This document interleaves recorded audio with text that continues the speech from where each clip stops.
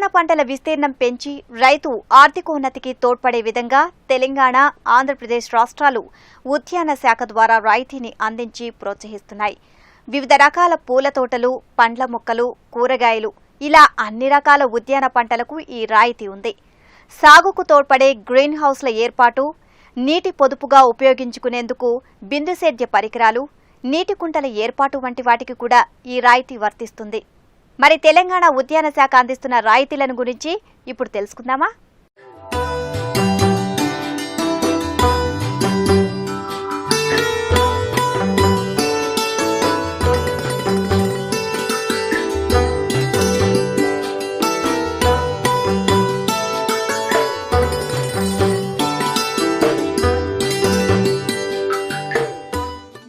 వ్యవసాయంలో ఆధునిక సాంకేతిక సాగు పద్ధతుల్ని ప్రోత్సహిస్తూ పంటల సాగును రైతుకు లాభదాయకంగా మార్చేందుకు ప్రభుత్వాలు నేడు అనేక పథకాల్ని ప్రవేశపెట్టాయి.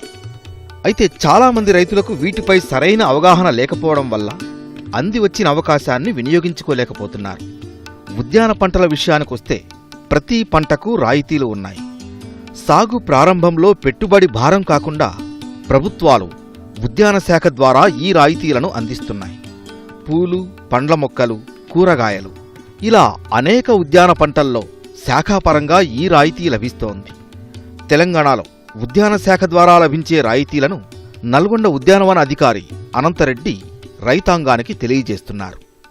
ముందుగా మన ఉద్యాన శాఖ తరఫున రాష్ట్ర ప్రభుత్వం చేత నిర్వహించబడుతున్నటి రాయితీల సంబంధించి విషయానికి వస్తే, కొత్తగా ఎవరైనా తోటలు పెంచుకోవాలనుకున్న పెరినియల్ అంటే మామిడి, బత్తాయి, నిమ్మ, సపోటా, అలాగే దానిమ్మ, పపాయ, అరటి వీటికి సంబంధించినంత వరకు ఏరియా ఎక్స్పాన్షన్ అనే ప్రోగ్రాం కింద మనం 50% రాయితీ ఇస్తున్నాము. దాని కింద ఒక 3 సంవత్సరాల వరకు మనం మెయింటెనెన్స్ ఇస్తాము రైతులకి. అదేవిధంగా నాణ్యమైన మొక్కలు వాళ్ళు తెచ్చి నాటుకున్న తర్వాత మనం వారికి శాంక్షన్ ఆర్డర్స్ ఇచ్చిన తర్వాత 3 years వరకు వారికి ఆ స్కీమ్కి సంబంధించి మొక్కల పెరుగుదలకు వాటికి సంబంధించిన వరకు గవర్నమెంట్ తరపు నుంచి వచ్చే అమౌంట్ ఏదైతుందో అది డైరెక్ట్ రైతు ఖాతాలోకి జమ చేయబడుతుంది. ఆ డబ్బుతో రైతులు కావాల్సిన ఎరువులు ఏవి కొనుక్కోవాలని చెప్తాం, అవి కొనుక్కొని వాటిని సాదుకోవాల్సి ఉంటుంది. అది ఏరియా ఎక్స్పాన్షన్ ప్రోగ్రాం.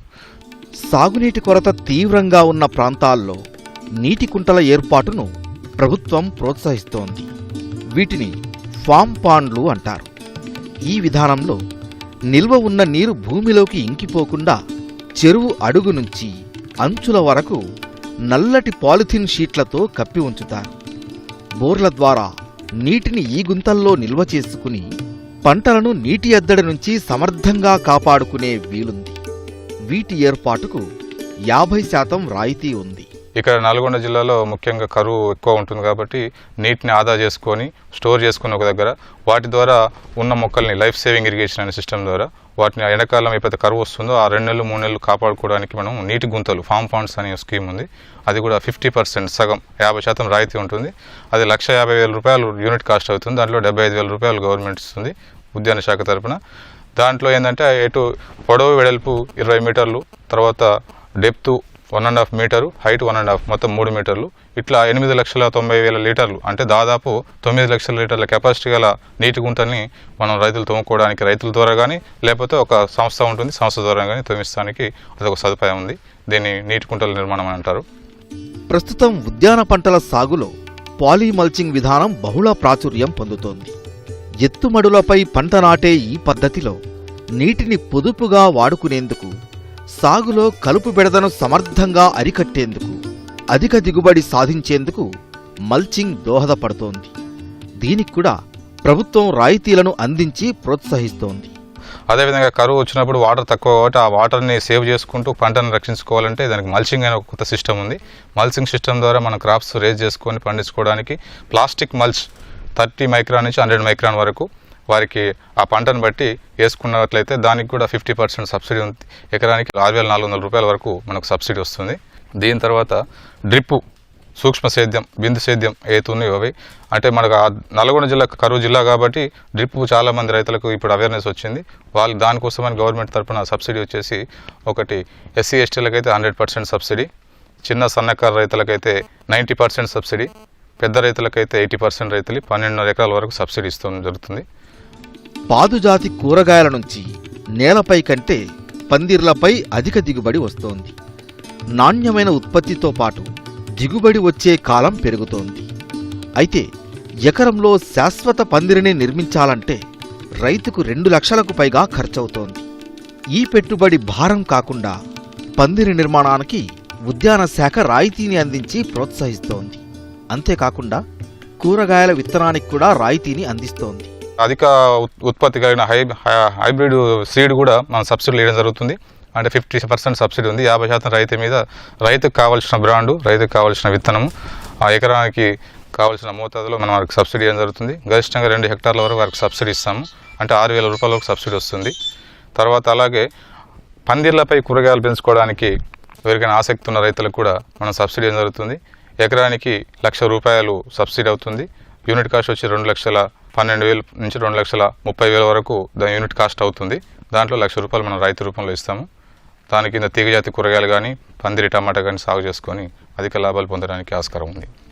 ఇటీవలి కాలంలో రైతుకు అంది వచ్చిన అధునాతన సాంకేతిక పరిజ్ఞానం పాలీహౌస్లలో పంటల సాగు. దీనికి ప్రారంభపు పెట్టుబడి అధికంగా ఉండటం వల్ల తెలంగాణ ప్రభుత్వం 75% రాయితీని అందిస్తుండగా ఆంధ్రప్రదేశ్ ప్రభుత్వం నుంచి 50% సబ్సిడీ ఉంది. పాలీహౌస్తో పాటు పంట ప్రారంభంలో నిర్వహణ ఖర్చులు భారం కాకుండా దీనిలో కూడా 75% సబ్సిడీని అందిస్తున్నారు. ప్రస్తుతం రాష్ట్ర ప్రభుత్వం చాలా ఇంట్రెస్ట్తో చేస్తున్న ప్రోగ్రామ్ ఇది పాలీ హౌసెస్. ఇది 75% రాయితీ ఉంది. ఒక ఎకరానికి వచ్చేసి 40 లక్షల వరకు దాదాపుగా ఖర్చు అవుతుంది. దాంట్లో 75% రాయితీ, మిగిలింది రైతు భరించాల్సి ఉంటుంది. అంటే 8 లక్షల నుంచి 9 లక్షల వరకు రైతు పెట్టుకుంటే మిగతాదంతా ఉద్యాన శాఖ ద్వారా సబ్సిడీ రూపంలో వస్తుంది. అదేవిధంగా పాలీ హౌసెస్లో మొక్కలు నాటుకోవడానికి మొక్కలకు కూడా ఆ మొక్కల యొక్క ఖర్చులో 75% రాయితీ ఉంటుంది. అది ఒక క్రాప్ను బట్టి చేయాల్సి ఉంటుంది. క్రాప్స్ వచ్చేసి పాలీ హౌసెస్లో ఒకటి కూరగాయలు వచ్చేసి క్యాప్సికమ్, కీరా, అలాగే ఎండాకాలంలో మనకు టమాటా బయట ఓపెన్లో రాదు కాబట్టి పాలీ హౌస్లో చేసుకోవడానికి ఈ టమాటా పండించుకోవచ్చు. అలాగే ఆకుకూరలు కూడా మనం దీంట్లో చేసుకోవడానికి సదుపాయం ఉంటుంది.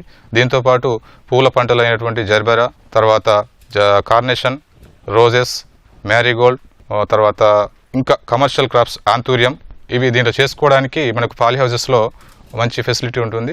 70% సబ్సిడీ ఉంది కాబట్టి దీన్ని సద్వినియోగం చేసుకుంటే కమర్షియల్గా ఎవరైనా పండించే రైతులు ఉంటే మాత్రం వాళ్ళకి మంచి అనుకూలమైన వాతావరణం ఇది. ఎస్సీ, ఎస్టీ కానీ, చిన్న సన్నకారు రైతు కానీ, పెద్ద రైతు కానీ అందరికీ సమానమైన రాయితీ ఉంది. దీంట్లో ఎవరైనా సరే పాలీ హౌస్ నిర్మించుకోవాల్సిన అవసరం ఉంది అనుకున్న వాళ్ళు, కావాలనుకున్న వాళ్ళు, వారికి ప్రాంతీయంగా వారికి ఉద్యాన శాఖ నుంచి హార్టికల్చర్ ఎక్స్టెన్షన్ ఆఫీసర్ కానీ, హార్టికల్చర్ ఆఫీసర్ని కానీ కలిసి వారు దరఖాస్తు ఇవ్వాల్సి ఉంటుంది. వారికి ఉండాల్సిన అర్హతలు ఏమిటంటే ఫస్ట్ భూమి, నీరు, కరెంటు సదుపాయం ఉండాలి. తర్వాత నీటి నాణ్యత పరీక్ష, భూమి నాణ్యత పరీక్షలు చేయించి ఆ టెస్టులకు సంబంధించిన పత్రాలు మరియు భూమికి సంబంధించిన డాక్యుమెంట్స్, అలాగే బ్యాంకు డాక్యుమెంట్స్, అట్లాగే బ్యాంకు లోన్ తీసుకున్నట్టయితే దానికి సంబంధించిన LOI, తర్వాత వారి యొక్క చిరునామాకు సంబంధించిన డీటెయిల్స్, ఆధార్ కార్డు కానీ మీరు దరఖాస్తు చేసుకొని మాకు ఒక 25 వరకు కంపెనీస్ ఎంపానల్ గవర్నమెంట్ చేత గుర్తింపబడిన కంపెనీలు ఉన్నాయి. అంటే ఈ పాలీ హౌస్ నిర్మించే కంపెనీలు. సో వాళ్ళ లిస్టు కూడా మీకు ఇస్తాం జరుగుతుంది. రైతు వాళ్ళకి సంబంధించిన ప్రాజెక్ట్ వరకు ఆ కంపెనీకి వెళ్ళి తెప్పించుకొని ఇవన్నీ జత చేసి మాకు అట్లాగే ఒక 100 రూపాయల బాండ్ పేపర్ పైన ఒక నోటరీ కూడా సమర్పించి మాకు దరఖాస్తు ఇచ్చినట్లయితే మేము దాన్ని అప్రూవ్ చేసి వారికి ప్రొసీడింగ్ ఆర్డర్ ఇవ్వడం జరుగుతుంది. దాంట్లో 2 విధాలు ఉన్నాయి. ఇప్పుడు ఒకటి కంపెనీ, గవర్నమెంటు, డిపార్ట్మెంటు, రైతు ట్రైపార్టీ అగ్రిమెంట్ ఒకటి ఉంటుంది. అది చేసుకొని కంపెనీ వాళ్ళ చేత చేయించుకోవాలనుకుంటే మాత్రం రైతు ఆయన ఒక ఎకరానికి 8,50,000 నుంచి 9 లక్షల వరకు మనకు నాన్ సబ్సిడీ రూపంలో రైతు వాటాగా మాకు జమ చేయాల్సి ఉంటుంది. ADH పేరు మీద DD తీసి ఇవ్వాల్సి ఉంటుంది. ఒకవేళ రైతే సొంతంగా తను చేయించుకోదలుచుకున్నట్టయితే రైతు మొత్తం చేయించుకున్న తర్వాత మనము దాని నాణ్యత పరీక్షలన్నీ జరిపిన తర్వాత ఫీల్డ్ విజిట్ అయిపోయిన తర్వాత వాళ్ళకి సబ్సిడీ రైతుకే జమ చేయడం జరుగుతుంది అకౌంట్కి. చూశారుగా ఉద్యాన శాఖ రాయితీలు. రైతు ఆర్థిక పురోగతికి దోహదం చేసే ఈ రాయితీలను అందించడంలో ప్రభుత్వ ప్రధాన ఉద్దేశ్యం పంటల సాగులో రైతు సాంప్రదాయ పద్ధతుల్ని వదిలి ఆధునిక పంథాలో అధిక దిగుబడులు సాధించేందుకు దోహదపడటమే.